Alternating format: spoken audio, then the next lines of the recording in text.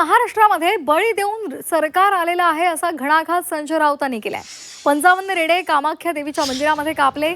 बकरी ईदवरील राजकारणावरून त्यांनी हा निशाणा साधलाय।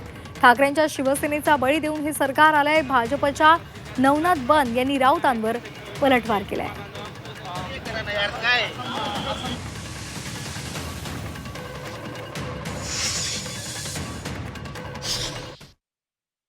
महाराष्ट्राचं सरकार देवळात बळी देऊन आलेलं आहे, हे माहिती आहे का तुम्हाला?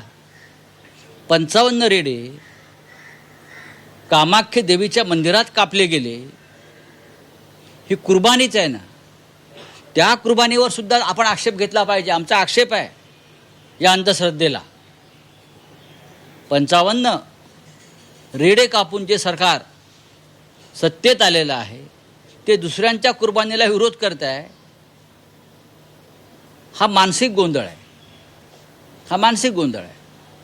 महाराष्ट्रामध्ये मांसाहार होणार आणि मांसाहार केला जाईल, ठीक आहे, पद्धतीमध्ये काही बदल होऊ शकतात। सरकार रेड्यांचा बळी देऊन इथं आलेलं नाही, तर उभाटा गटाचा बळी देऊन हे सरकार आलेलं आहे। जनतेनं उभाटा गटाचा बळी घेतलाय। जनतेनं मतांच्या रूपाची सुरी ही उभाटा गटावर चालवली, संजय राऊत तुमच्या पक्षावर चालवली आणि मत न देता तुम्हाला सांगितले की तुमची अवकात नाही आहे महाराष्ट्र चालवण्याची।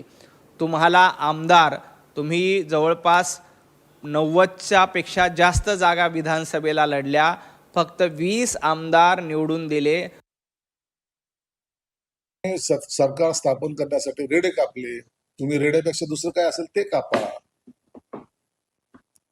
कुणाला कापायचं तर तुम्ही ठरवा। दुसऱ्यांनी काय केलं त्याच्यामध्ये डोकून पाहण्यापेक्षा स्वतःच्या कर्तृत्वाकडे डोकून पाहणं एकदा।